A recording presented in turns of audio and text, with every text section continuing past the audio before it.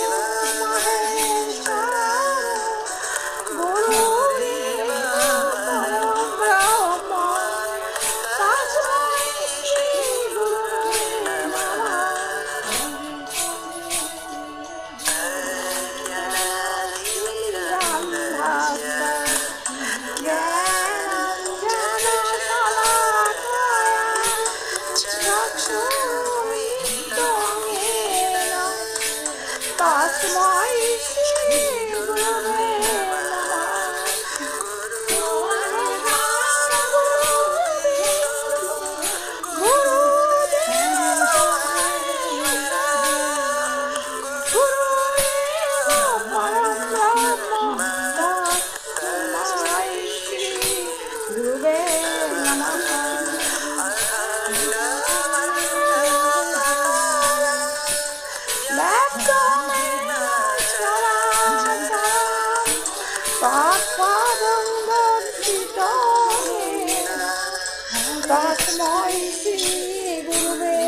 নমঃ।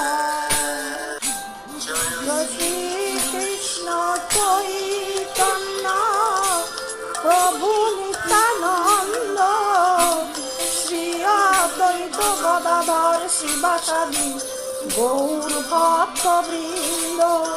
জয় শ্রী কৃষ্ণ চৈতন্য প্রভু নিত্যানন্দ শ্রী অদ্বৈত গদাধর শিবাসাদি গৌর ভক্তবৃন্দ।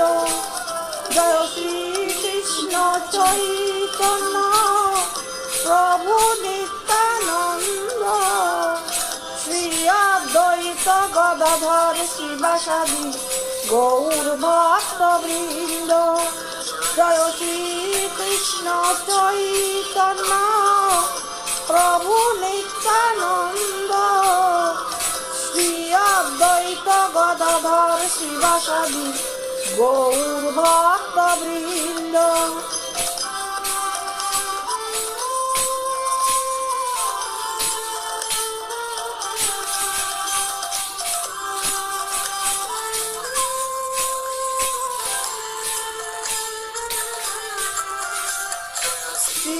কৃষ্ণ চৈতন্য প্রভু নিত্যানন্দ শ্রী অদ্বৈত গদাধর শিবাসাদি গৌর ভক্তবৃন্দ।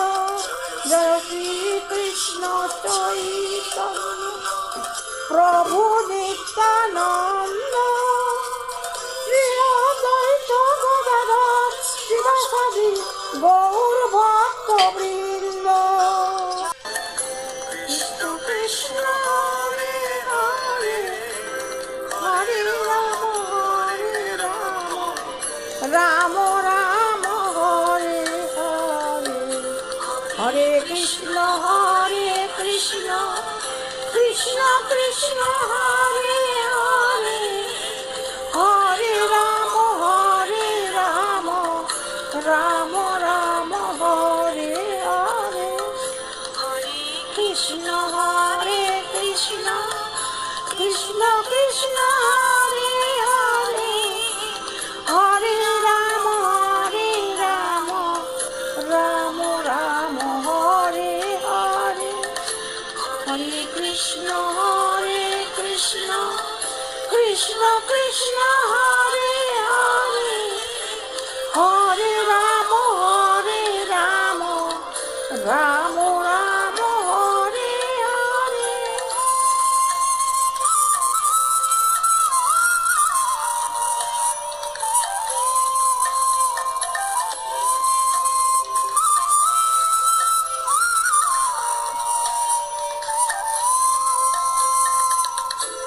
হরে কৃষ্ণ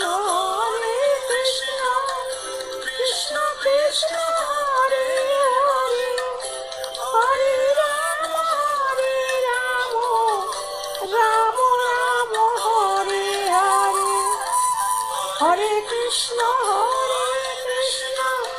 কৃষ্ণ কৃষ্ণ হরে হরে হরে রাম রাম রাম হরে হরে। হরে কৃষ্ণ কৃষ্ণ কৃষ্ণ হরে হরে হরে রাম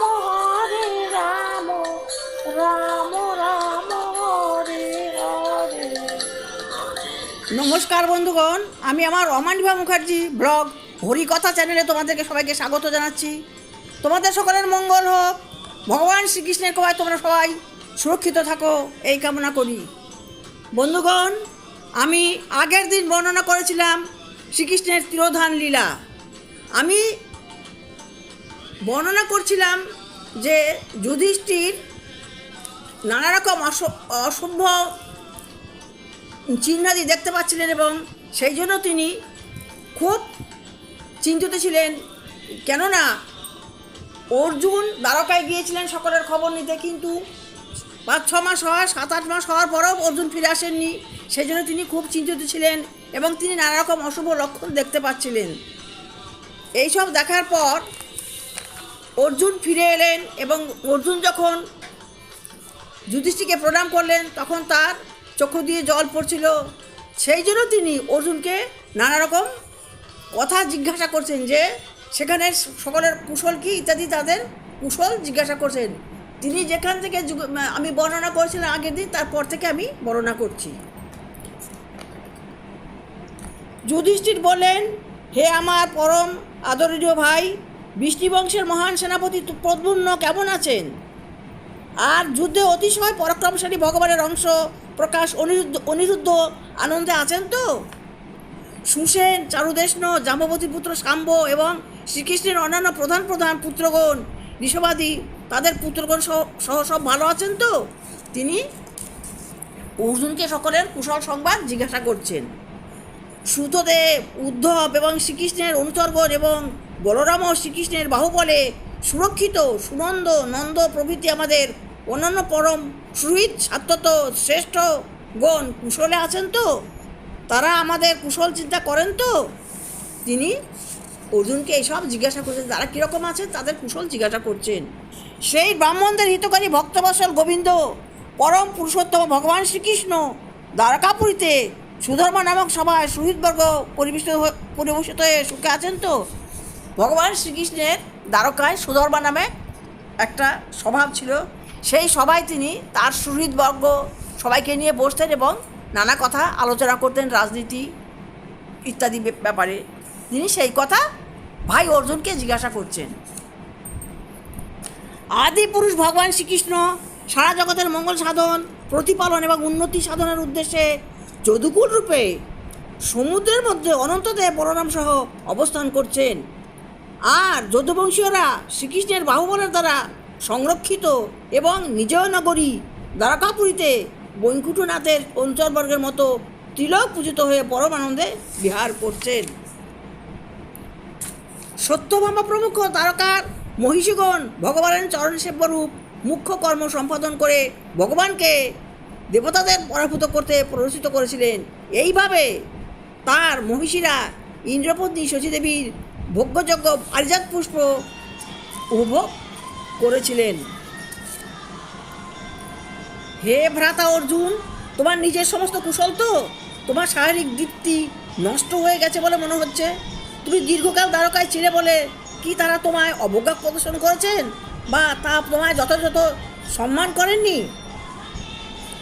কেউ কি তোমাকে অপ্রীতিকর অশুভ কথা বলেছে, কিংবা যে কিছু প্রার্থনা করেছে তাকে দাক্ষিণ্য দেখাতে পারোনি, অথবা কাউকে প্রতিশ্রুতি দিয়ে তুমি তা পূরণ করতে পারোনি? মহারাজ যুধিষ্ঠির অর্জুনের কাছে সর্বতভাবে দ্বারকার কুশল জিজ্ঞাসা করছিলেন, কিন্তু সব শেষে তিনি স্থির করেছিলেন যে যতক্ষণ শ্রীকৃষ্ণ স্বয়ং সেখানে রয়েছেন ততক্ষণ কোনো অমঙ্গল ঘটতে পারে না। কিন্তু সেই সঙ্গে অর্জুনকে যে দীপ্তহীন বলে তার মনে হয়েছিল, তাই মহারাজ তার কুশল জিজ্ঞাসা করে অত রকম গুরুত্বপূর্ণ প্রশ্ন করেছিলেন। অভাবগ্রস্ত মানুষ কখনো অর্থের প্রত্যাশী হয়ে ক্ষত্রিয় বা ধনী ব্যক্তির কাছে যায়। ক্ষত্রিয় বা ধনী ব্যক্তির কাছে দান ভিক্ষা করা হলে তাদের কর্তব্য হচ্ছে স্থান, কাল, পাত্র বিচার করে দান করা। তারা যদি তা করতে সক্ষম না হন তাহলে সেই বিচ্যুতির জন্য বিশেষ দুঃখিত হওয়া উচিত। তেমনই কাউকে দান করার প্রতিশ্রুতি দেওয়া হলে সেই প্রতিশ্রুতি রক্ষা করা কর্তব্য। তাই মহারাজ যুধিষ্ঠির তার ছোট ভাইকে বলছেন, অর্জুনকে বলছেন, তুমি কি কাউকে দয়া করতে চেয়েছিলে, কোনো দান দাক্ষিণ্য করতে চেয়েছিলে, পারোনি, সেই জন্য তোমার মনে এত খারাপ যে তোমাকে দীপ্তিহীন লাগছে? মহারাজ যুধিষ্ঠির তার ভাইকে এইভাবে প্রশ্ন করছেন। যুধিষ্ঠির বললেন, তুমি সর্বদাই শরণাগত যোগ্য জীবমাত্রেরই আশ্রয় প্রদান করে থাকো। আজ কি কোনো শরণাগত ব্রাহ্মণ, বালক, গাভী, বৃদ্ধ, রোগী, স্ত্রীলোক, অন্য কোনো প্রাণীকে আশ্রয় দানে অক্ষম হয়েছ? মহারাজ যুধিষ্ঠির, যেহেতু অর্জুন দ্বারকার থেকে ফিরে এসছেন, দ্বারকার কোনো কিছুই ভালো নয়, কোনো অশুভ কথা তিনি বলতে পারছেন না, কিন্তু তিনি তার মুখ এমন হয়েছে যে তিনি অনেক কষ্ট পেয়েছেন। তাই তিনি বলছেন যে তুমি কাউকে কিছু কথা দিয়েছিলে যে তুমি কাউকে দান করতে পারো না, এই জন্য তোমার এই মনে এত কষ্ট হচ্ছে, তুমি সেই জন্য মনের দুঃখে রয়েছ। তিনি অর্জুনকে নানাভাবে প্রশ্ন জিজ্ঞাসা করছেন। সেই রকম কোনো ঘটনা অর্জুনের মনস্তাপের কারণ ছিল কিনা তা জানার জন্য মহারাজ যুধিষ্ঠির উদ্বিগ্ন হয়ে উঠেছিলেন। যিনি বলছেন যে অর্জুন কি কাউকে কোনো কথা দিয়েছিলেন যে তাকে দান ধ্যান করতে পারেননি, তার জন্য তার মনে এত কষ্ট। তাহলে তিনি জিজ্ঞাসা করছেন, কিন্তু কোনো কথা তিনি মানে উত্তর পাচ্ছেন না, কিন্তু তিনি সেই অর্জুনের কাছে সেই কথা জানার জন্য উদ্বিগ্ন হয়ে রয়েছেন। মহারাজ যুধিষ্ঠির বললেন, হে আমার প্রিয় ভ্রাতা, তুমি কি কোনো অগমস্তিতে গমন করেছ, কিংবা কোনো গমস্তি লোকের প্রতি যথাযথ আচরণ করনি, অথবা পথে তোমার সমকক্ষ বা তোমার থেকে অধম কোনো ব্যক্তির কাছে তুমি পরাজিত হয়েছ? এবার জিজ্ঞেস, তুমি এত দুঃখী কেন তোমার মনে এত দুঃখে বরাক্রান্ত? তাহলে তুমি কি কোনো অগম্যস্ত্রীকে গমন করেছো, না কোনো গম্যস্ত্রী লোকের প্রতি যথাযথ আচরণ করনি, অথবা পথে তোমার সমকক্ষ কিংবা তোমার থেকে অধম ব্যক্তির কাছে তুমি পরাজিত হয়েছ? এইভাবে তিনি মহারাজ যুধিষ্ঠির তার ভাই অর্জুনকে জিজ্ঞাসা করছেন। যেমন এমনকি ব্রাহ্মণ রমণীতে কোনো ক্ষত্রিয় গমন করতে পারত না। তখনকার দিনের যে নিয়ম নীতি ছিল, সেই ব্রাহ্মণের স্ত্রীকে সপ্তমাতার অন্যতম বলে বিবেচনা করা হয়েছে। সপ্তমাতা হচ্ছে গর্ভধারিণী মাতা, গুরুপত্নী, ব্রাহ্মণ পত্নী, রাজপত্নী, গাভী, ধাত্রী এবং ধরিত্রী। যে এই যে সপ্তমাতা রয়েছে, তাহলে তুমি কি এরকম কোনো কিছু অগম্য কাজ করেছো যার জন্য তোমার মন এত খারাপ? উনি জিজ্ঞাসা করছেন। তখনকার দিনে যে নিয়ম ছিল, কোনো ব্রাহ্মণের স্ত্রীকে সপ্তম মাতার মতো গণ্য করা হতো। কেউ ব্রাহ্মণের কন্যাকে বিবাহই করতে পারবে না। সেই সপ্তমাতা হচ্ছে গর্ভধারিণী মা 1 জন, গুরুপত্নী 2 জন, ব্রাহ্মণপত্নী 3 জন, রাজপত্নী 4 জন, গাভী 5 জন, ধাত্রী 6 জন এবং ধরিত্রী 7 জন। এই ধাত্রীও মা। উনি নানা রকমভাবে জিজ্ঞাসা, যেহেতু অর্জুন খুব দুঃখী হয়ে আছেন, সেই জন্য তিনি নানা রকম প্রশ্ন জিজ্ঞাসা করছেন।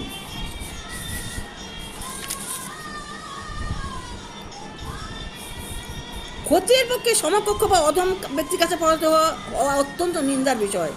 তারপর জিজ্ঞাসা করছে, তুমি কি তোমার অধম ব্যক্তির কাছে তুমি পরাজিত হয়েছে? তুমি এত কেন দুঃখী আছো? সেই হচ্ছে ক্ষত্রিয়র পক্ষে সমকক্ষ বা অধম ব্যক্তির কাছে পরাজিত হওয়া অত্যন্ত নিন্দার বিষয়। যদি পরাজিত হতে হয় তবে অধিক বলবান বা উত্তম ব্যক্তির কাছে হওয়া উচিত। সেই জন্য যুধিষ্ঠির মহারাজ বলছেন, হে ভাই, তুমি কি কোনো অধম ব্যক্তির কাছে তুমি পরাজিত হয়েছো? তাই জন্য তোমার এই অবস্থা, তুমি এত দুঃখী আছো? হে ভাই, তুমি আমাকে বলো কেন তোমার এই অবস্থা হয়েছে, তুমি আমাকে বলো। তোমার সাথে একত্রে ভোজন করবার যোগ্য বৃদ্ধ বা বালকদের তুমি কি যত্ন নাওনি? বলছে তোমার সঙ্গে একসঙ্গে ভোজনে বসবে তারা যে বৃদ্ধ বা বালকদের তুমি কি যত্ন নাওনি?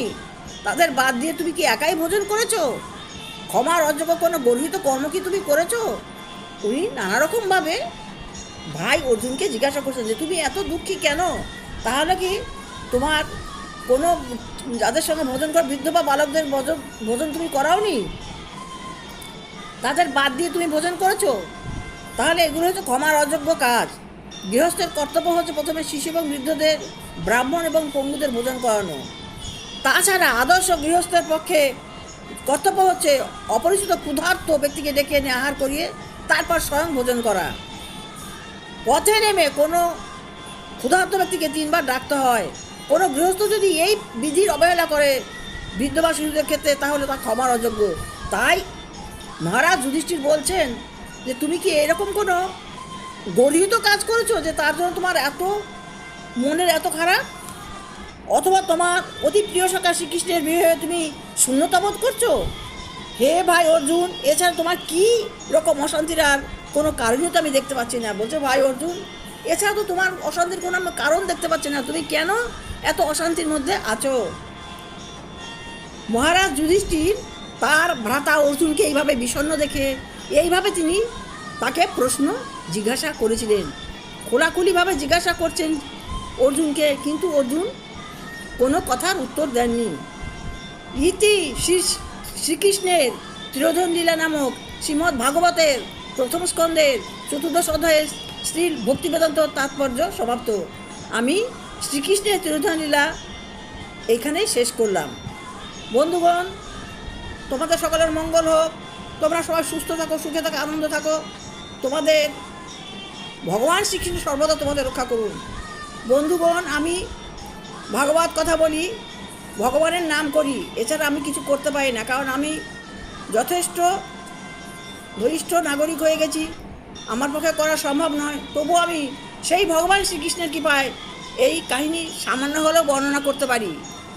আমার সব কিছুই প্রায় ঠিক, আমার গলা ঠিক নয়, আমার কথা বলা ঠিক নয়, আমি তবু ইচ্ছা করি, ইচ্ছা করে যে ভগবানের নাম করি। তাই তার দ্বারা তার প্রেরণা পেয়ে আমি এই ভাগবত কথা তোমাদের কাছে বলি। তোমরা আমার ভাগবত কথা শুনবে এবং আমাকে লাইক দেবে, কমেন্টস করবে, আমাকে সাবস্ক্রাইব করবে। তোমাদের চরণে এই মাত্র আমার একমাত্র এই কামনা। আমি তোমাদেরকে আমার অন্তরের ভালোবাসা এবং নমস্কার নিবেদন করি। তোমরা সবাই খুব ভালো থাকবে এবং আমার এই ভাগবত কথা শুনবে, আমাকে সমৃদ্ধ করবে। আমার এই ভাগবত কথা বলা অনেক ত্রুটি বিচ্যুতি হয়, তোমাদের কৃপায় আমার সমস্ত ত্রুটি বিচ্যুতি যেন শুদ্ধ হয়ে যায়, এই কামনা করি। বন্ধুগণ, তোমরা সবাই সুখে থাকো, সুস্থ থাকো, আনন্দে থাকো।